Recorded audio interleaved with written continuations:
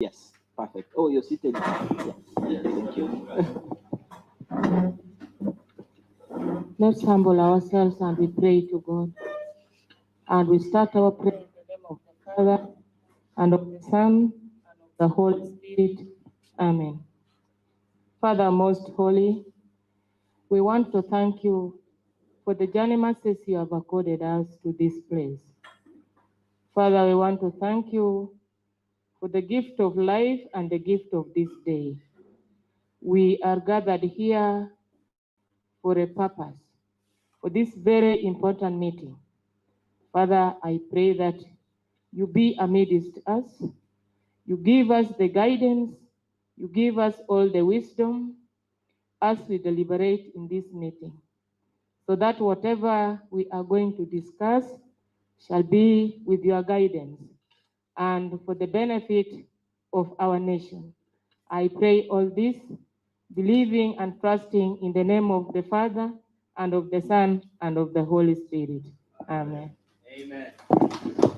Thank you so much. So the assumption we had made is that we'll do prayer, anthem, all the minister is here, but it's also always good to at least pray and invite God to guide us through this meeting. So thank you so much for that reminder. Good morning once again, ladies and gentlemen. Good morning. Good morning. We have to make sure we are in the room and we participate actively. First, I'd like to thank you for honoring us jointly, those that were invited by the Office of the Prime Minister, and those that were invited by the NGO Forum, and more specifically, Lango Civil Society Network. We appreciate that you spared time to be with us.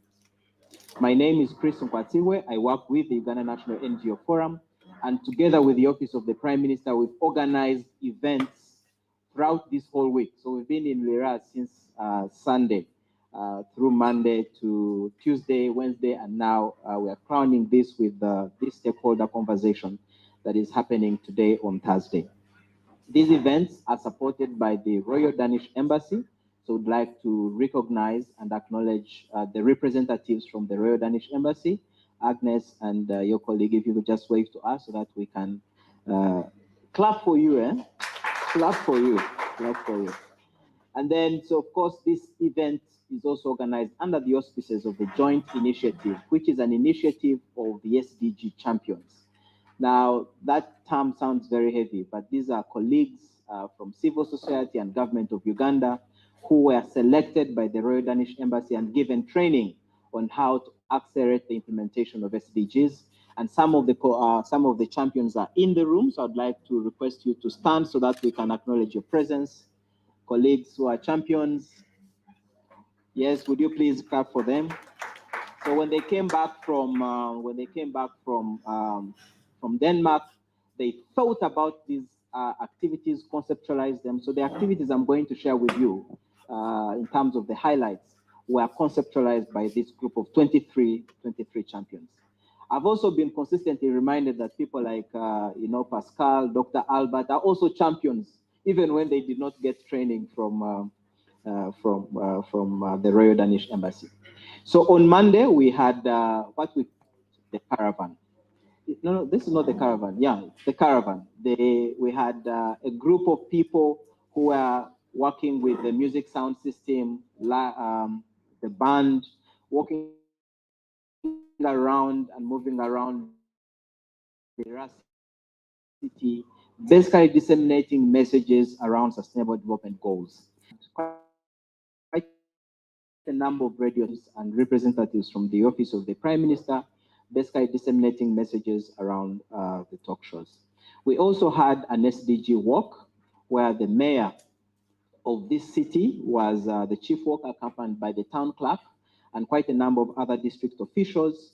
And we walked quite a long distance around the city, really basically disseminating the messages on SDGs. We had young people that were mobilized from schools, mobilized by our partners, the World Vision, and I'll talk about World Vision towards the end of this particular presentation.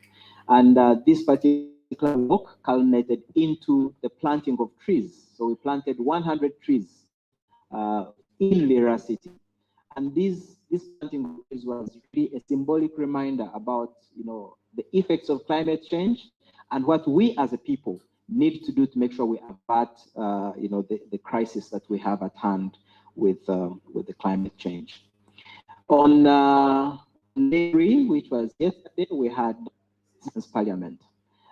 We brought together the city leadership, together with citizens to really interact on issues that affect their communities and issues that are of concern, but also get responses on what the city leadership is doing to advance some of the key sustainable development goals. And some of them really emerged relate to, one, poverty. And as you know, the president of Uganda has been on a nationwide drive, popularizing the PDM, but also giving Ugandans advice on how we can address this question of poverty. So this really came up from citizens. We had some responses from the district leadership, but also the fact that some of the programs that are being implemented by government, there are some inefficiencies, and therefore those were pointed out and they should be addressed. The other issue that came through was the question around quality education. And this was quite fascinating because what we had is that government officials assume that every child is actually in school. But the citizens were saying that not all children are in school, and there are challenges there, and therefore they were encouraging local authorities to intensify the supervision of schools, but also to make sure that they encourage parents to send their children to school. But also one of the key issues that emerge is the fact that some of the fees that are asked for tend to be a deterrent to get some of the parents who are in poverty or who are living in poverty to be able to take their children to school. So that is one of the issues that was raised. The third issue was the question around infrastructure. And this is not only here in Lira City, but we have had this issue in all the other regions we have been. In Tumbarara, we had a similar challenge. When we went to Jinja in the eastern region of Uganda, we also had a similar challenge. And it relates to things like garbage collection, the quality of road construction that we have in the city. Of course, some of the cities in this country have potholes. So these are the concerns that citizens were raising and encouraging the city leadership to take particular attention to those. And then there were challenges in relation to that were raised by civil society in relation to the question of civic space. And the fact that while government of Uganda in various documents recognizes that civil society plays an active role in complementing government efforts towards service delivery, but also holding government accountable, we still have challenges of organizations not given the opportunity or the space to be able to really operate. So this is an issue that came out with these outcomes with the minister once she comes. The last challenge, which I'd like to point out, which has also emerged from the other regions, is the question around the quality of the health services. And one of the issues really here is the absence of medical personnel in our health facilities, but also the question around the quality of the infrastructure in those in the hospitals. Of course, the other issue is around the absence of medicines. That quite a number of citizens, when they go to health center freeze or go to the regional referral hospital, they tend to be sent to private clinics to pick, the medicine that is expected to be in public hospitals. But also some of them don't get the opportunity to interact with the medical personnel that are paid for by government because they are sometimes conspicuously absent. So this is one of the issues that has come out in the citizens' conversation that we had. And then lastly, the question around how we can accelerate the implementation of SDGs through the recognition of the importance of collaboration between government and civil society.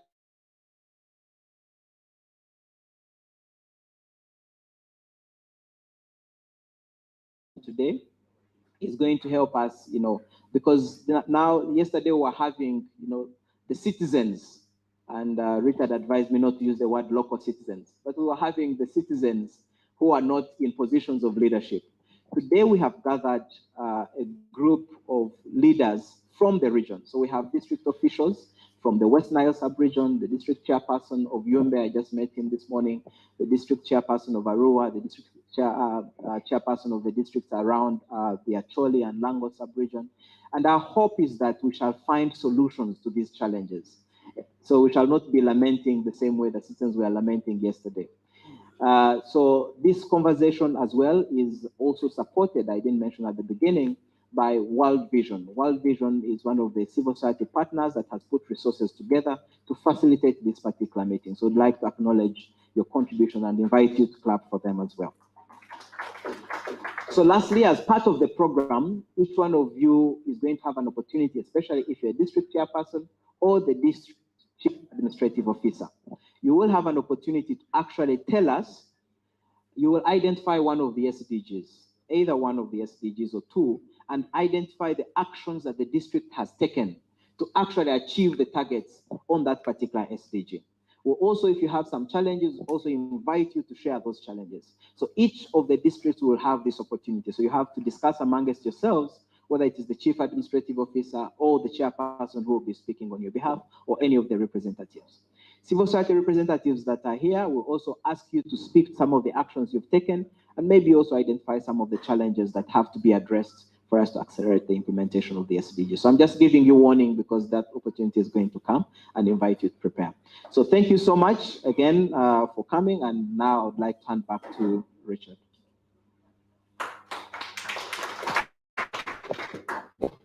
Thank you very much, Chris. As you can see from what Chris has said, this is a deeply collaborative initiative.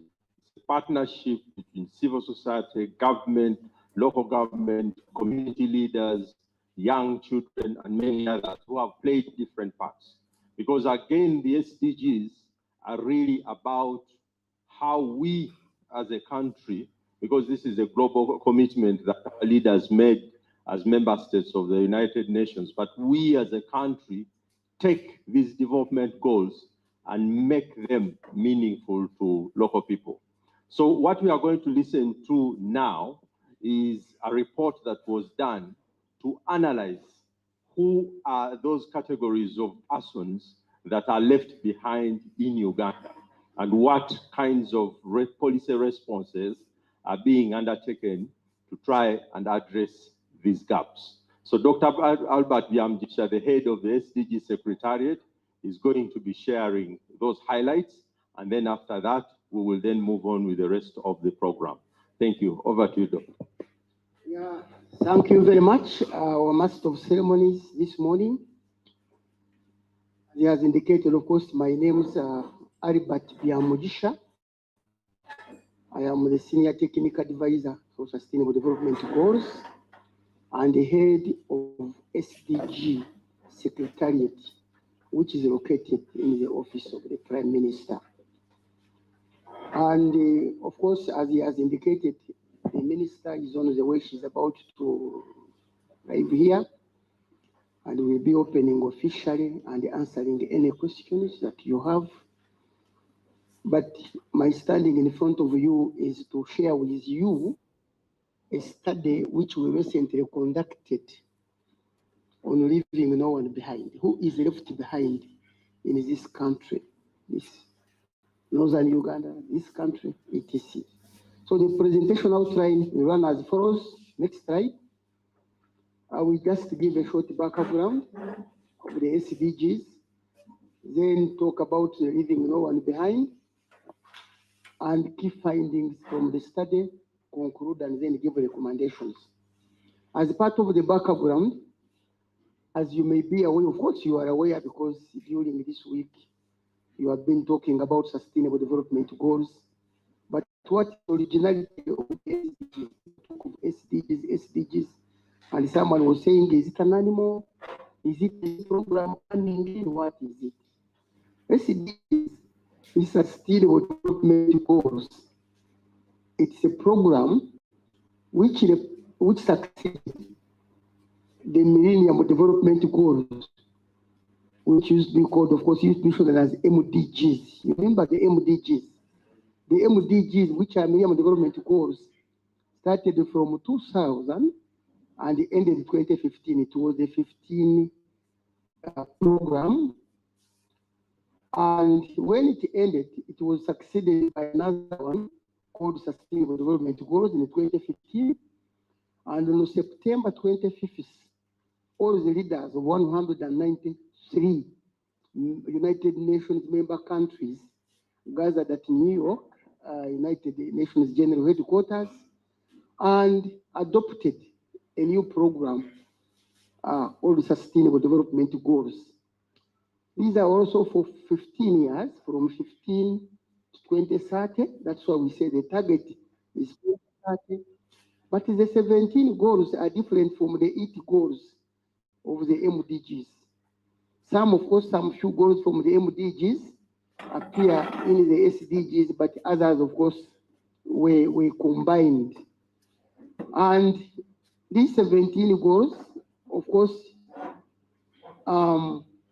aim to address the social, economic, and environmental challenges. So that if these challenges are achieved, we should be having a more peaceful, prosperous, equitable, and sustainable world by 2030. Now, there are key principles for the SDGs.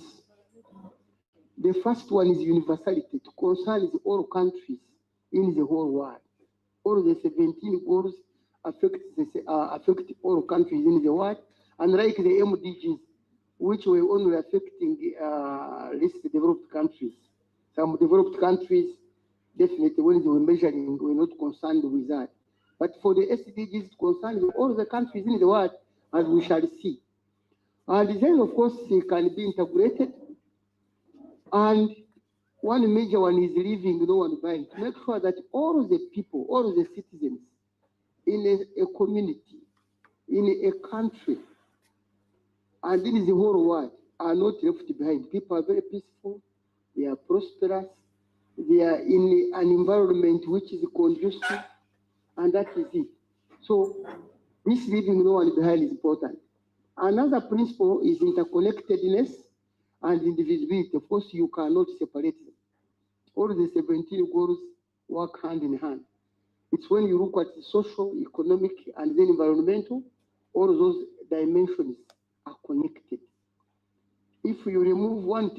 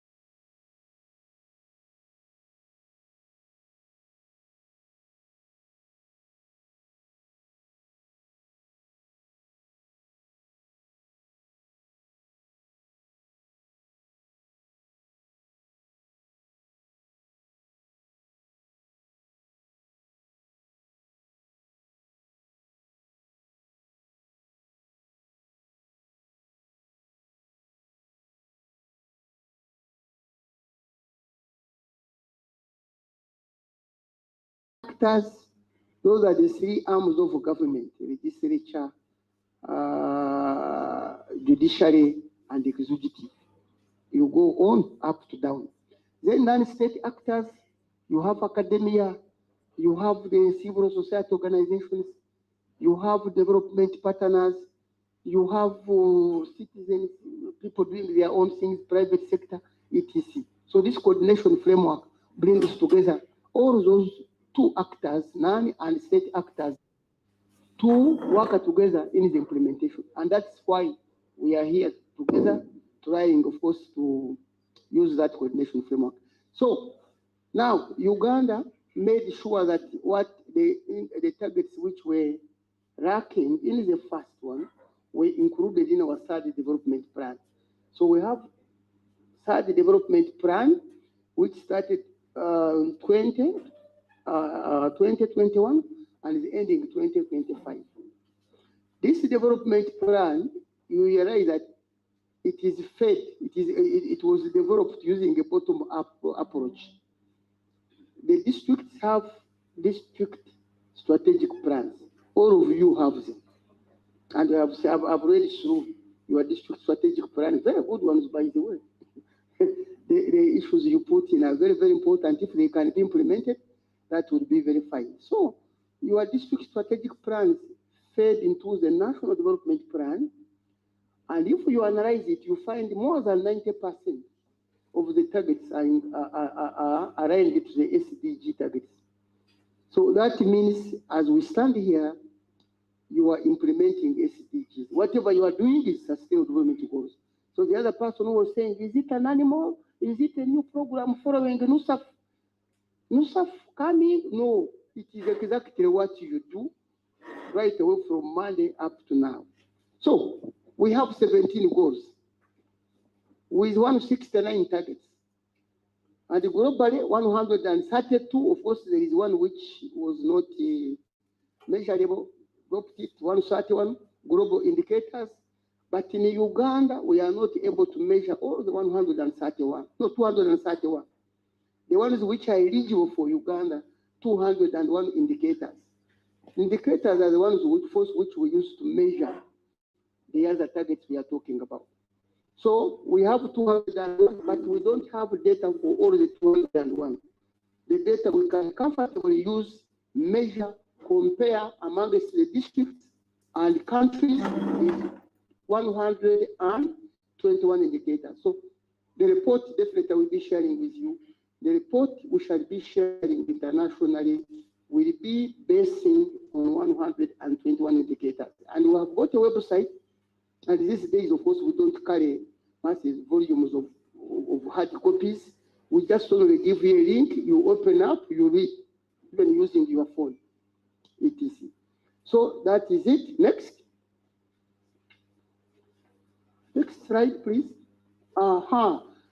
Now, out of the other principles, we have picked leaving no one to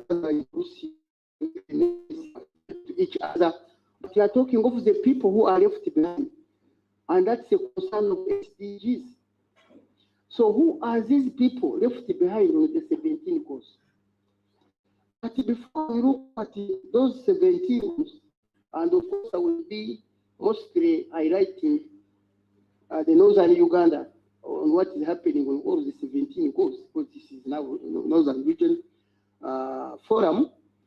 The leave no one behind is central, transformative promise, of course, of the agenda, and its development, of course, goals. So the leaving no one behind people not only is reaching the poorest of the poor. We are not only talking of the people who are very poor, people who don't have money. They may not have money, but they sleep more than 8 hours, which is usually recommended that if you sleep more than 8 hours, you are healthy. There are people who eat once in a day, but they sleep very well. The family is very fine. The others with a lot of money, they don't sleep. You know that. So here we are talking also about combating discrimination and rising inequalities amongst the districts, amongst the countries, etc. And we categorize that one in 5 areas. There are those who are left behind because of geography. There are those left behind because of discrimination, vulnerability to shocks, because of governance, and then social economic status. So the study, which was conducted with the support from UN Women, looked at those 5 categories for the 17 goals. Next slide. Now, the first one is discrimination. Who are left behind? The subgroups identified as having suffered discrimination is different in development and humanitarian interventions, include people with disabilities. Whoever you are when it comes to poverty, hunger, education, health, etc., these people here, you can see this person here trying to push that, they are left behind. So if we can concentrate and provide for them, these people here would be okay. The next group is older persons. Of course, such, there are people getting money from such who are above 80 years, here in the whole country. But out of the people who are supposed to have it, at least the government is able to pay 2.5% of those people. And they want to extend it to all the people. But even then, there was a proposal from the chairperson saying that it should be reduced to 75 years of age. Then women and girls, this one is very common everywhere. Women discriminated, younger girls, etc. Then the other one are refugees. Uganda now hosts more than 1.5 million refugees. And of course, in northern Uganda, West Nile, etc., you have refugee centers, and you have been kind enough to host these people and to live with them. This is very, very good, and we thank you very much for that, because the communities living with the refugees, if it were to be bad, it would not be good. So those people are left. Then the ethnic minorities, we have the Batwa from Tsoro, those the pygmies who live in the forest, the Ak, etc. Then geographically, we have the mountainous communities, and of course, as you are going to cover Tsoro, etc., where the pygmies live, they live in the forest. You are on those mountains. You go to Bujo, you look at the Pes from Moroto district, and the Axe in Kabong, Benet in Queen district. These people are living there. So they are left behind. They want also to join the dining table so that they can eat food to you. So we need to cater for them. Then nomadic and pastoral communities, the Karamadongo area, Karamoja they had very many problems, which we born and fold it there. It is there, but I think it will be solved. Then the fisher communities like Karangara, Buvuma, all those people living around the lakes and so forth suffer. The next one is the vulnerability to shocks. The assessment found that the subgroups include, of course, those who are vulnerable, still is the refugees. You are in a different country, your rights are not much. So our policy allows them also to associate with us. The ethnic minorities, I've talked about them. COVID-19 was a shock which affected the whole world, and you can't live it. HIV/AIDS was a shock when it came. Many people died because of that one. Then the urban poor. We even have people who live in the towns, in the cities. They are very poor. They have actually they have no shelter, and they suffer. Then the working poor also are in that particular group who are vulnerable. Then the governance, of course, the youth, rescue groups, people with disabilities, older persons, refugees, they are affected. And in the governance here, we are looking at democracy, political governance. We are looking at cooperative governance when it comes to trade and so forth. Those people are usually eliminated. We are talking of economic management governance when it comes to money and so forth, and then socio-economic governance. Socio-economic governance, looking at the women, the girls, the refugees, the poor, etc. So if you look at the governance and put them together in those 4 thematic areas, those people suffer. Then socio-economic status is common. of course, the working poor. Then you have the refugees, people with disabilities, persons affected by conflicts, like those who are affected here in northern Uganda, and that's why we have this NUSAF program. Of course, we're affected because of that one here, the youth and the children. Next is the findings. We briefly look at the 17 goals. Now, I have talked about the categories of the people who are left behind. When we talk of SDGs, the citizens were saying yesterday, okay, we need this, we need this one here. Someone was saying they are lamenting, but of course, you know, we need to listen to them and see how we can satisfy their needs. The first one is on no poverty as goal number 1. No poverty by 2030, all people should be okay, should not be. So who are affected? Those are the people there. People living with HIV/AIDS, rural and urban poor, persons belonging to ethnic minorities, persons with disabilities, older persons, orphans, vulnerable children, youth and children, women. So if we remove these people, let's say from northern Uganda, the remaining ones will be very rich, be very good people. So if we concentrate on these ones here, then that means that by 2030, all of them will be prosperous. So the population, and of course I have indicated that if you go back to number 1, if you look at population below poverty line, in West Nile, in Rango, in Acholi, and Karamoja, you will see that the highest there is Acholi 67.7, then we have 65.1 for Karamoja, Rango 23.4, 18, West Nile, what is it from UBOS, latest data.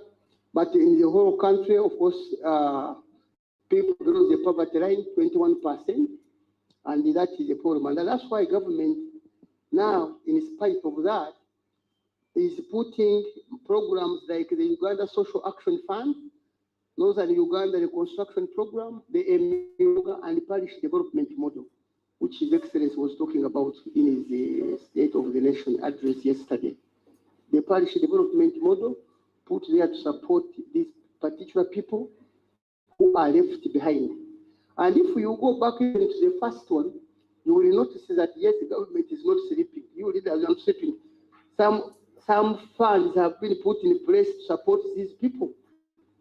So the question now that comes here is, as leaders, what are you doing to utilize the MIOGA, to utilize the parish development model, to make sure that the other subgroups who are affected and are left behind can come up? Because at least we know that money is available. So how do we utilize it to make sure the other category of people, and actually this PDM is meant for these people, these categories, not so? So how do we now work together and make sure the other people utilize it, the other disabled, the older people, the women, the children, because there is money already in their parishes.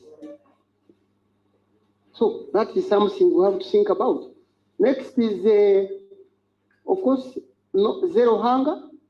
It's related to no poverty. And the same people are affected.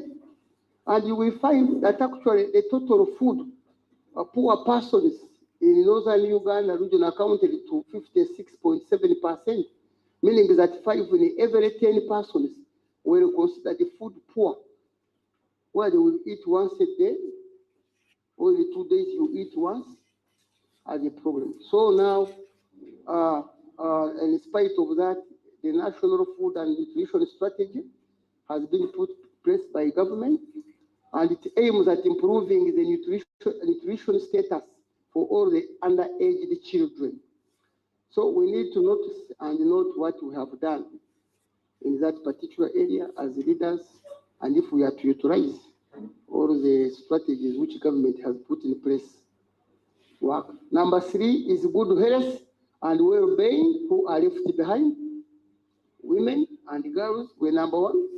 Persons belonging to ethnic minorities, fisher folk, and pastoral communities, persons with disabilities, orphans, vulnerable children, youth, refugees, IDPs, and the working poor, older persons. The working poor are people who are working, they are paid little money, and they have no say in what they are saying. There are many people working, even the child labor, which we noticed that this morning we noticed someone with the ED, Executive Director, NGO Forum here, and we were talking over that one being rampant and it affects younger people not going to school. So we need to work on that one there. So here, the malaria is the highest killer, actually in the whole country and most in northern Uganda here, the districts we picked at. That's what we found out, that malaria was the most common among admissions. Then we still have HIV/AIDS, almost increasing, so we needed to go back to our zero grazing method so that we combat that one. And in spite of this, of course, the government efforts in acceleration of HIV/AIDS and of course malaria, distribution of nets, etc. All this being put in place. The first one is quality education. Quality education here, if you look at numeracy and literacy rates, still they are a bit low. Of course, we would love to have all children being functionally competent in all the levels they are in now. But of course, you find some are not competent in terms of reading, writing, and then doing some simple calculations. But government has put in place UPE, which you are controlling, universal secondary education. You have teacher training colleges with all teachers trained, by the way. So what is the problem now as leaders, because you are in charge of education? How do we make sure that we uplift the standards of the younger people so that they can be functionally strong academically and competent? So it's an issue now we have to think of when you are discussing and you are telling us what you have done as your district in the area of education. We would love to see some improvements being made, not lamenting that they were put in school, it is free because UPE and nothing has come out. No. The fifth one is gender equality. Gender equality used to be a big problem, and in some countries it is worse. But in Uganda, I think we are making some strides. Because when you look at now, the number of women who are in leadership actually have increased. For the last 5 years, if you look at the numbers, you will be impressed. Many women in big positive posts, of course, in Uganda, vice president, prime minister, speaker, blah, blah, blah. I don't know what is happening at the local government level. I think some work has been done, and I hope it continues. But what we have discovered is that the study has discovered that there is violence down there, battering women all the time. Some getting money for this parish development model, money, and the man picks and wants to take it by force. If not, then there is a divorce. I think we need to check on that. So that gender equality needs to be worked on, despite the policies we have, which are very good. Next is clean water and sanitation. People affected, still the ethnic minorities, people with disabilities, older persons, women, and working poor. Access to safe water for both human consumption and the animals still is not enough, but at least there's some water. So even that one that is available must be used sparingly, and there should be more efforts to get more water. Because they are saying 90% at least in urban areas have water, 75% of course in rural areas. But of course, the strategies in place for you, of course, we have the gender and the water and sanitation strategy, which promotes gender equality, and then the water and environmental sector development plan, which has all those strategies. And of course, some of your district strategic plans, there is a chapter where you were talking about that. So are you implementing that? So we'd love to hear from you how far you have gone with that, to make sure that at least you have water for home consumption and even for irrigation.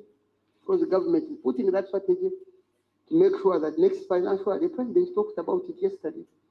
One of the pillars going to concentrate on is water for production and irrigation. Next is affordable and clean energy. People affected, they are the same almost. But here you look at the pastoral communities, the slum dwellers, working poor. And the problem we have noted is the high cost of electricity. The average monthly cost being at 25,500, still a bit high for the poor people. Those people have talked about. You are not included in that category. The other ones who cannot manage, you find poles and wires passing by the houses they cannot tap. But the government has put up a strategy, and in the next plan to make sure that all of those people without power will get it. I have seen that one for next year. But of course, what other means do we have? Do we only look at the electricity from Jinja or Simba, or we are also talking about other means, biogas, and then solar energy, etc. The ninth one is, the eighth one is, of course, decent work and economic growth. Mostly group people affected are women and girls, people with disabilities, children, youth, and the working poor. So high proportion of youth, about 41%, were not in employment. Or of course they did not train, and they are almost like jobless. And the prevalence of child labor is also still very high. Young people being recruited to work in the homes, the farms, etc., being denied the right to education. So if you have many younger people doing that work and they are not in school, then it affects you in the future. So there is a national employment policy which is in place, and presidential skilling on girl and boy child. I hope you have it. Of course, all of those ones are available in all of the districts. So we want to know how, to what extent are you utilizing that initiative, including the Myoga money and even the parish development model, a certain percentages for younger people. How are they well organized to utilize it so that they can come up? Next is the industry, innovation, and infrastructure. Groups affected, the older persons, the scenic minorities, fisher folk, pastoral communities, slum dwellers, and working group.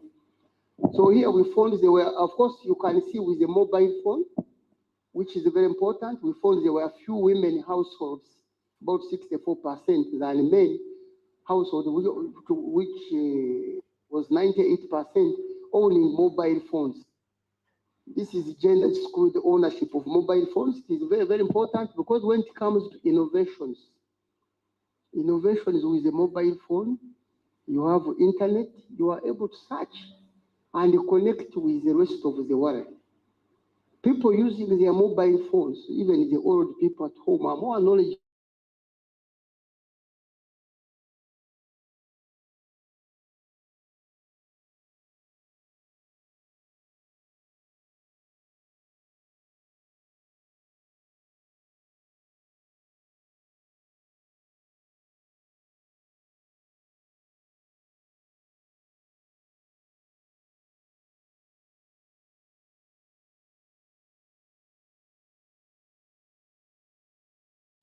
And more innovative.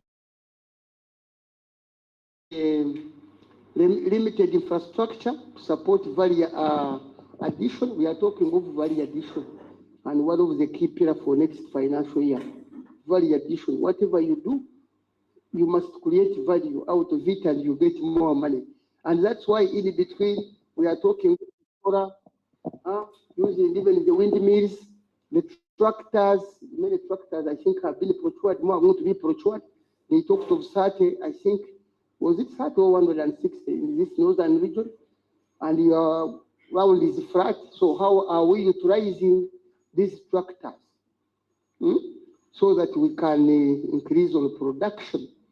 You are looking at pigs, chicken with young ones, goats, planting maize, etc. All of those ones there. They need to be facilitated. They are there, but of course, they need to be enabled. If it's electricity, definitely you need to connect. If it is planting, you need to apply irrigation. So there is agricultural value chain development projects, and some of these projects under NUSAF, I saw under NUSAF 3, they were providing some of these ones here. But even innovations, I saw younger people being very innovative. One was from, I think, Rango or Chori, a younger lady selling honey. They have an association where now they keep beehives and they are selling honey in Kampala, and the people were very effective and giving them a lot of money because of that. So we need to have these young people being innovative so that they can come up. Number 10 is on reduce inequalities. The people who are affected are those ones here, people with disabilities, employed poor communities, fisher communities. And here we are talking mostly on maladjustment practices of governance institutions during delivery on their mandate. Of course, do you involve the other categories of people about in your planning processes? You have district strategic plans. Do you use also bottom up, from down there up to the district level, or it is from top up to down? And that's why we see a man eating the whole bread. Huh? Eating the whole bread, that is the whole budget, and then the other people are just looking around. Mara administration, that's what you're calling. So the budget catering only for few. So when you are budgeting, are you catering for people, the older people, the children, the women, the girls, people in those communities, of course, which are minor?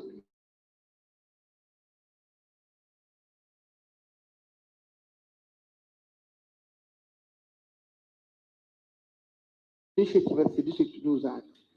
Number 11, I think I'm about to finish. 11 is sustainable cities and communities. Now here what we are talking about is that we have failure of city authorities to include the people who are left behind to implement. Of course, most of the buildings don't even cater for such a people. People with disabilities, there are steps. Now he reaches there, he gets stuck. And if you have many of them in your city, then definitely it's not inclusive. So we must make sure that we cater for all those people when we are setting up the cities. And then even again, when it comes to the rubbish, where do you deposit the rubbish? Recently, we were talking of plastics last week. How do we handle that issue? It is a very serious one. So if we are to make clean cities and they are sustainable, those are the areas we have to work on. Number 12, looking at responsible consumption and production.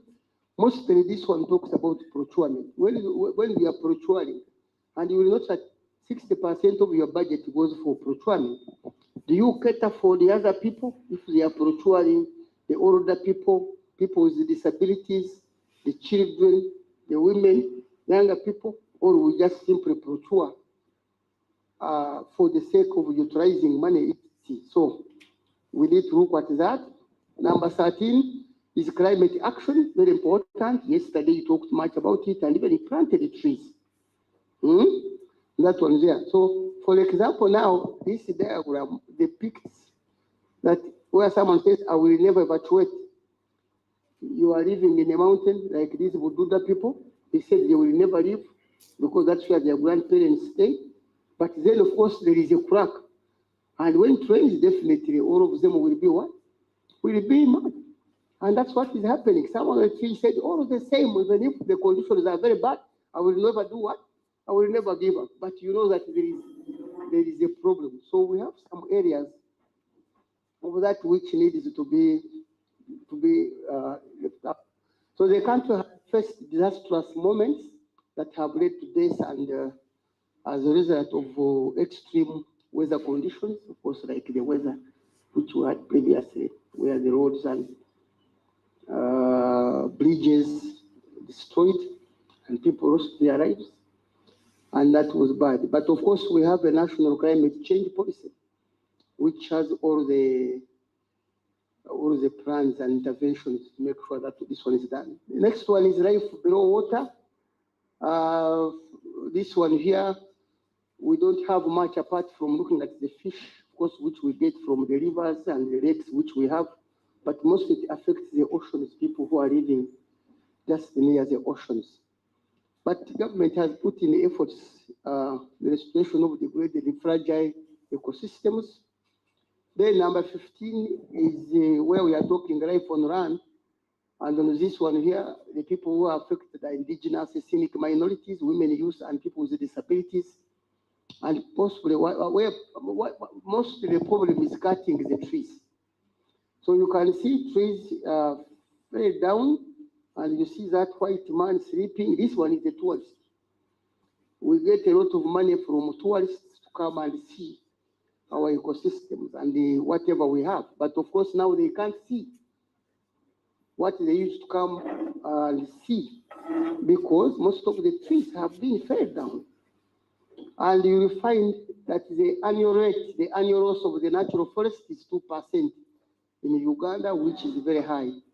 So, of course, we need to encourage the local leaders, our institutions, homes, and so forth, for people to plant the trees and even replace the ones which they have cut. Number 16 is peace, justice, and stronger institutions. Gender-based violence is what we noted mostly in the rural areas here in northern Uganda. And it affects, of course, women, victims, and even among the refugees also, they have that point. And then human trafficking also in that one. So the proportion of gender-based violence cases, rape, defilement, domestic violence, have increased by 5.8, which is a bit high. So constitutional and legal reforms, which we have in Uganda, should be, of course, used. And the Uganda gender policy. Now the last one is partnership for the goals. This one here includes the other categories, but mostly the working poor, people with disabilities, women, refugees, older persons. And it is gender skewed ownership of phones, of course, it comes in. Because if you are to partner and you do business, definitely these days you need a mobile phone. You can't go to Kampala to check on what is available in the market, and then you come back. Yet you just need 2 minutes to check exactly what is in the market. Either you are a producer or a consumer, either way, and then you connect. So still the mobile phone is very, very important. And that's why government says yesterday that, of course, the other pillar they have to work on next year is, of course, services and ICT. I think we are concluding. As a conclusion, of course, we have looked at people who are left behind, and we have noted that most of these subgroups, they continue to suffer inequality and discrimination due to policy, legal, and institutional dysfunction affecting their inclusion in the development and humanitarian delivery mechanisms. So, however, a number of government strategies still exist to address. And as you have noted, almost in every goal, government has done something. And when we talk of government, for central government and local government, you have the policies that you can, strategies that you can use to make sure that the people who are left behind can be supported. We are talking of the new money, the parish development money, which is in the parishes. So I think we should support our people and make sure they use that money if they are to be prosperous in the near future. So what do we recommend? You increase awareness among these subgroups about available opportunities. Some of them don't know. I think there are people still not knowing about the parish development model. That's why the president yesterday was telling the members of parliament that when they go back, they should tell their people they represent that there is money which should be utilized. There are even other strategies and opportunities which I have highlighted, which most people don't know. So it's you now as leaders to make sure you do that. Then including these subgroups in the budgeting and planning processes. So we have been planning, and when you start that using bottom up, including all of those categories so that they are considered in the other cake, so that when you are cutting it as and eating the whole of it alone, you make sure you eat a piece and other people share with the same. Now increase the funding infrastructure expansion and rehabilitation, and then strengthen the partnerships across the stakeholders from national, subnational, and the community levels. Thank you very much for listening to me.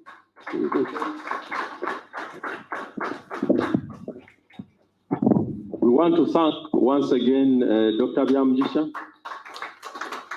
the head of the SDG Secretariat, for giving us a synopsis of the Leave No One Behind report.